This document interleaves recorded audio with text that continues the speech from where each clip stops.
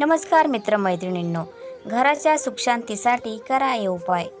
चला तर मग व्हिडिओला सुरुवात करूया. नंबर 1. घरातील किराणा भरताना शुक्रवारच्या दिवशी भरावा, कारण शुक्रवार श्री लक्ष्मी मातेचा आवडता दिवस असल्यामुळे शुक्रवारी किराणा भरल्यावर घरी बरकत राहते. नंबर 2. गुरुवारी केलेल्या उपवासाचे पुण्य खूप मोठे असते. नंबर 3.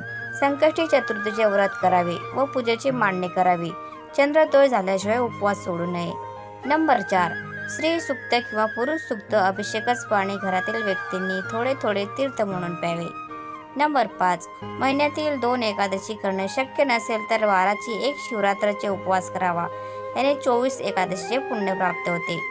पुरुषांनी सोमवार व शनिवार यापैकी एक दिवशी जरी उपवास करा. घरामध्ये सुख समृद्धी स्थिर राहण्यासाठी घरातील स्त्रियांनी लक्ष्मी उपासना वैभव लक्ष्मी व्रत नक्की करावे. नंबर 7. दक्षिण किंवा वायव्य दिशा कचऱ्याला डब्बा ठेवण्याची योग्य दिशा आहे. नंबर 8. महिन्यातून एक वेळेस पाण्यामध्ये कापूर टाकून पाणी उकळावे आणि या पाण्याने घर दुकान पुसावे. यामुळे सर्व नकारात्मक ऊर्जा नष्ट होईल आणि पैसा येण्याचे मार्ग मोकळे होतील. नंबर 9. नवीन दागिना गुरुपुष्यामृत योग पौर्णिमा किंवा शुक्रवारच्या दिवशी खरेदी करावा. नंबर 10. घरामध्ये बंद पडलेले घड्याळ असेल तर ते दुरुस्त करा. नंबर 11. टॉयलेट बाथरूममध्ये तुरटी मीठ किंवा कापूर ठेवावा. नंबर 12. जर तुमच्या घरी झाडांना नियमित पाणी जरूर घाला, ती सुकू देऊ नका. नंबर 13. घरामधील लादी पुसताना गोमूत्र किंवा हळद याचा वापर करा. नंबर 14. मुख्य दरवाजाच्या डावीकडे नित्यनेमाने दिवा लावावा. नंबर 15. घरात तुळस असावी. नंबर 16. घरामध्ये सकाळी व संध्याकाळी धूप अगरबत्ती किंवा दिवा लावावा. नंबर 17. घरामध्ये शक्य झाल्यास दिवसा झोपणे टाळावे. नंबर 18. पश्चिमेला पाय तर पूर्वेकडे डोके करून झोपा. नंबर 19. किचन प्लॅटफॉर्म काळ्या रंगाचा नसावा. नंबर 20. दिवा लावताना 2 वातीची एक वात करून लावावी. नंबर 21. घराबाहेर जाताना देवाचं दर्शन घेऊन देवांना आपल्यासोबत चला अशी प्रार्थना करून बाहेर जा व आल्यावर पुन्हा दर्शन घ्या. नशिबाने स्वामी सेवक झालोच आहोत आपण तर 108 स्वामी समर्थ सानावृताचे पारायण नक्की करा. श्री दत्त जयंतीला गुरुचरित्राचे पारायण करावे. लहान मुलांनी अभ्यासातील प्रगतीसाठी गणपती अथर्वशीर्ष वाचावे. सर्व ग्रहदोष निवारण्यासाठी आणि उत्तम सुरक्षा कवच मिळवण्यासाठी आपण हनुमान चालीसा वाचणे आवश्यक आहे. बेलीच्या झाडात देवी लक्ष्मीचा वास असल्याने याची पूजा केल्याने दारिद्र्य दूर होतं व सतत लक्ष्मीची प्राप्ती होते. स्वयंपाकघरात किंवा स्वयंपाकघरातील कोणत्याही भिंतीला आरसा अजिबात लावू नये. स्वयंपाकघरात आरसा लावणे शुभ मानले जात नाही. नंबर 28. वर्षभर आर्थिक परिस्थिती चांगली राहण्यासाठी व यश समृद्धीसाठी वर्षातून एकदा तिरुपती बालाजी व कोल्हापूर या 2 तीर्थक्षेत्रात जरूर जावे. यामुळे आपल्यावर लक्ष्मीनारायणाची कृपा होईल व त्यांचा आशीर्वाद कायम पाठीशी राहील. नंबर 29. कोल्हापूरच्या महालक्ष्मीचा असेल तर दर शुक्रवारी पाणी बदलावे. तुळजाभवानी माहेरची रेणुका देवी सप्तशृंगी देवीची असेल तर दर मंगळवारी पाणी आणि पान बदलावे.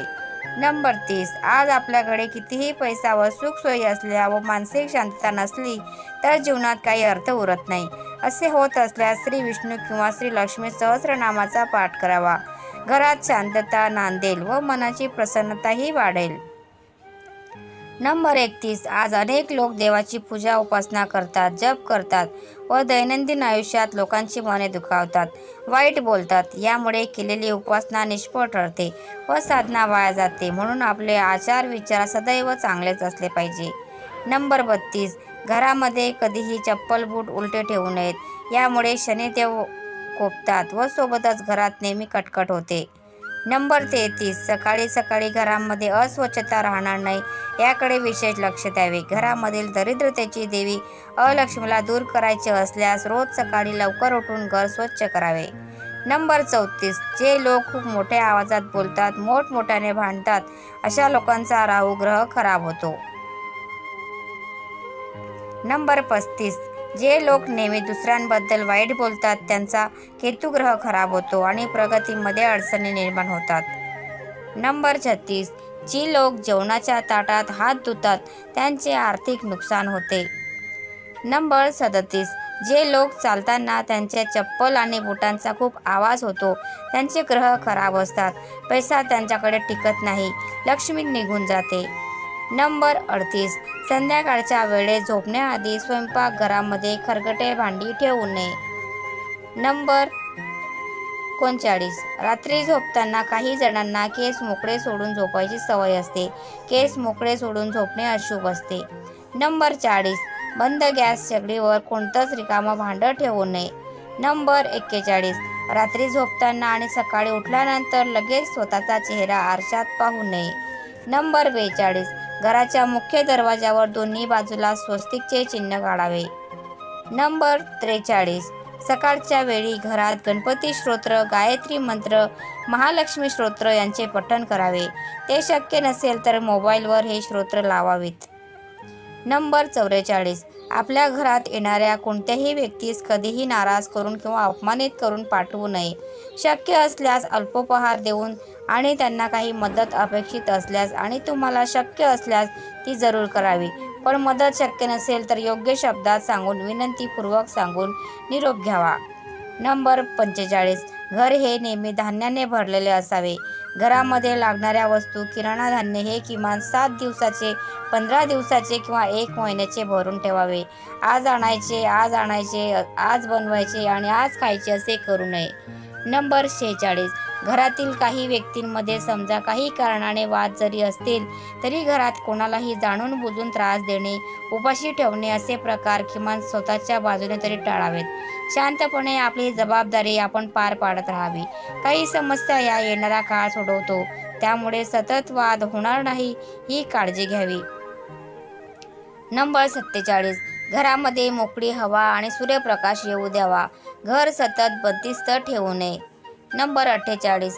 बुधवारी व शनिवारी संध्याकाळी पिंपळाच्या झाडाखाली मोहरीच्या तेलाचा दिवा लावावा व घरी येऊन पितृस्तोत्राचे पठण करावे. जर तुम्हाला नित्य पठण करायचे असेल तर रोज संध्याकाळी 6 ते 7 या वेळेमध्ये पितृस्तोत्राचे पठण करा. नंबर 49. घरावर कोणतेही आर्थिक संकट आले असेल तर दर मंगळवारी आणि शनिवारी मारुतीच्या मंदिरात जाऊन मारुतीच्या समोर मोहरीच्या तेलात 2 लवंग टाकून दिवा लावावा. त्यामुळे हळूहळू घरातील आर्थिक संकट दूर होईल. नंबर 50. एकादशीचे व्रत करा. जे जमत नसेल तर भात खाऊ नका. तर मित्रांनो, तुम्हाला आजचा व्हिडिओ कसा वाटला प्लीज कमेंटमध्ये नक्की सांगा. आणि जर व्हिडिओ आवडला असल्यास व्हिडिओला लाईक करा, शेअर करा आणि चॅनलला सबस्क्राईब करायला विसरू नका. धन्यवाद. Thanks for watching.